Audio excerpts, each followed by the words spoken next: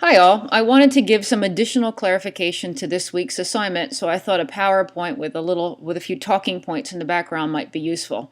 We are going to start using the strategic problem solving model that was referenced in week 1 to get to the heart and solve our critical issue. If you haven't read the course syllabus, if you haven't read the strategic problem solving notes, and you haven't taken a look at the end deliverable, which is the case study, and there's a sample case study as well as a case study template on the platform, you should do that. It's a great idea to start with the end in mind.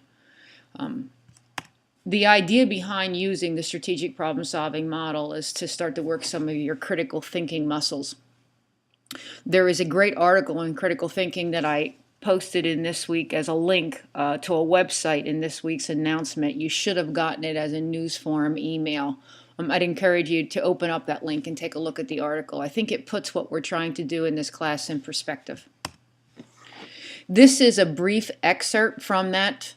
If you haven't followed the link and you just want to shortcut the process, I would at least encourage you to take a few minutes and read through this. It's really, there's a difference when it comes to problem solving in a restaurant. And this is true for any business. There is problem solving where you're able to make good, sound business decisions quickly. We are a business of urgency. And I would rather have a manager on many occasions be able to make a decision, be it right or wrong, hopefully right, but not all decisions will be, but have the ability to make decisions quickly. The more decisions you make, the better you are at being able to make good decisions as time goes on. So being able to make decisions, and in saying that, there are some problems that require thought. And being able to think your way through it in a systematic way is what this class is built on. So again, take the time, follow the link, go back and read this excerpt. I think you'll find it useful. So this week's assignment is geared around step 1 of the strategic problem solving model. That's where we identify the critical issue. And the critical issue is not a question. Why is this happening? Why, how do you do this? That's not a critical issue. A critical issue is a definitive statement. And what's nice about a definitive statement is that progress on that issue can be measured. So for example, if you have a critical issue that food cost is trending up over the last 6 months, that's very definitive. That's not subjective. It's very objective. You look at the food cost for the last 6 months, you can see a trending pattern. No one's going to argue. So one of the things about the critical issue is that it's not your opinion. They are statements of fact.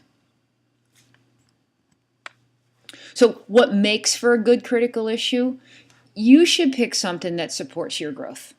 You should pick a critical issue that's going to require you to research something that is either of interest to you or, perhaps what I would call working your weakness. It's something that you don't know much about, but by learning more about it, it would round out your education. Solving or addressing the issue needs to have value for the site. If you say that your critical issue is that, you're buying all your product from one vendor, and the site says, well, so what? We want to be buying all of our product from one vendor. We like that arrangement. It works for us for a variety of reasons. Then that's not a critical issue, because there is not any suggestion or recommendation that you're going to make that's going to be valued by the site, because the site doesn't value the problem. Lastly, the critical issue needs to fall within your circle of influence, meaning that you can't come up with a critical issue that you don't know anything about, or you shouldn't be doing a critical issue that doesn't pertain to you. If you're in the back of the house, it's hard to have a critical issue that involves the front of the house for a variety of reasons. First of all, it's not your area of expertise. Secondly, you don't have a lot of leverage in the front of the house most times as the back of the house person. And thirdly, it becomes a tremendous amount of work on top of work.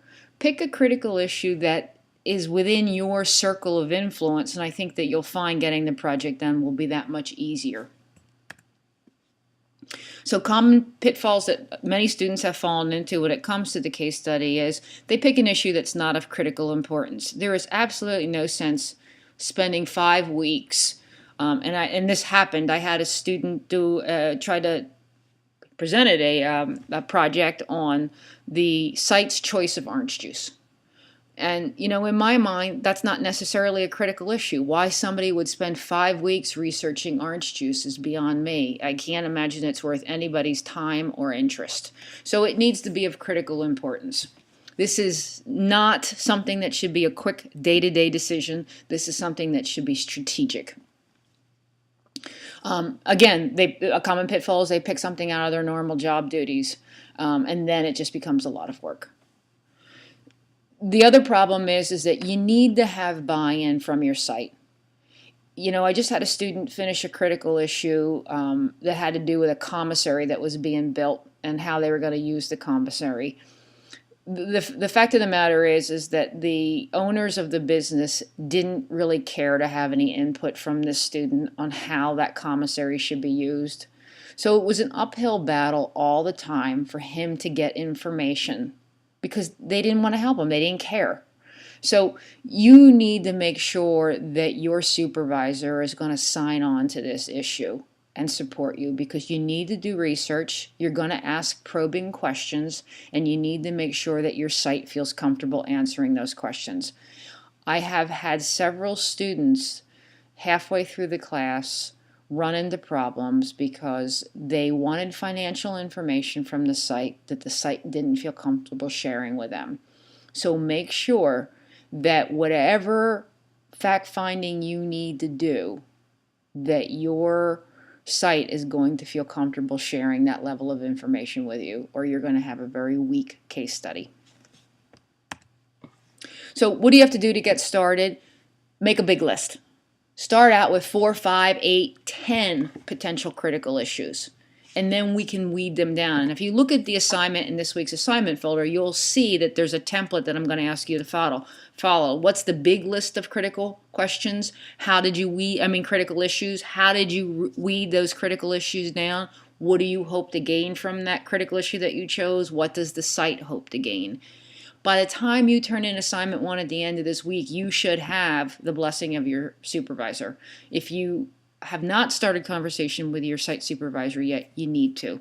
Start with a big list, go to your supervisor with this larger list, go through the list with them, and agree to a critical issue that meets the criteria for you and them.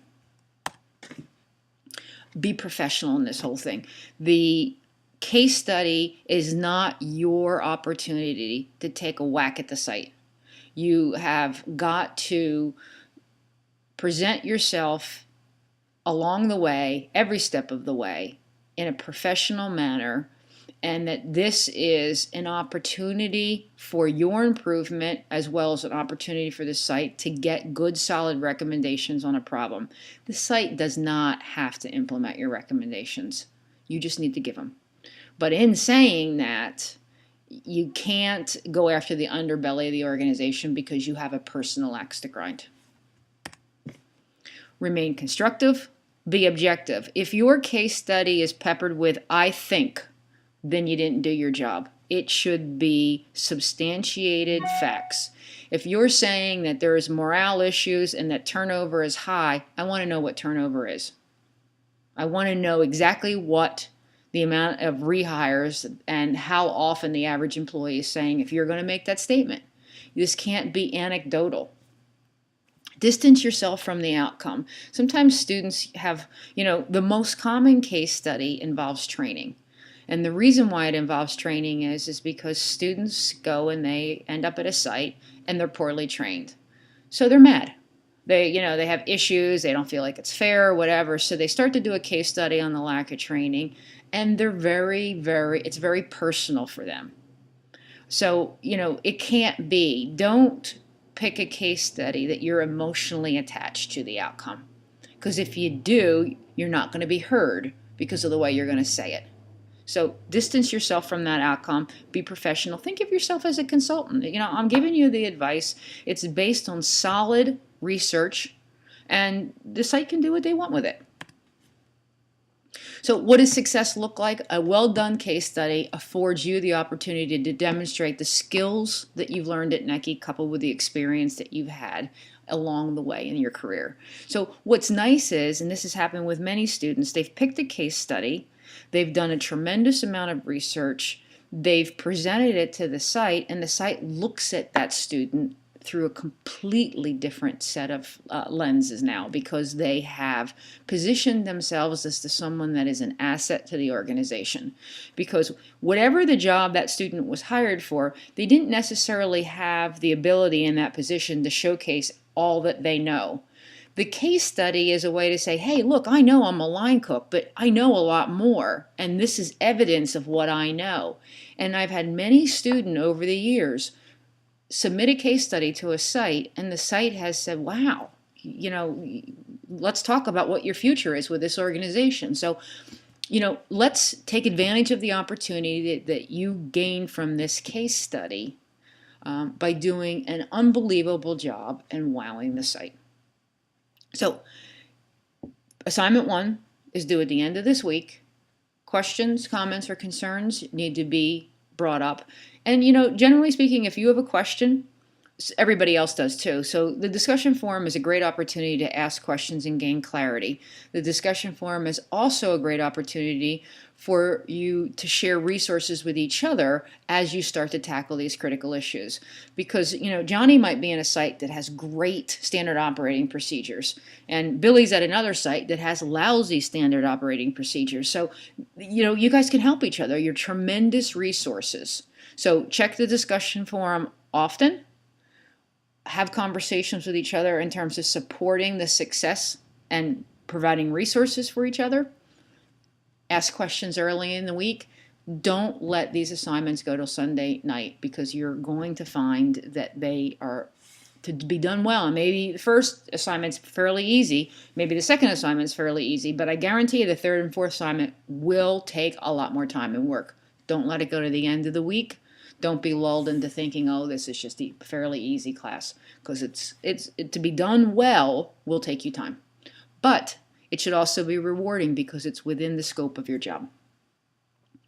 And that's about it. Questions, comments, or concerns, email, phone, discussion forum, and I will talk to you this week in our discussions.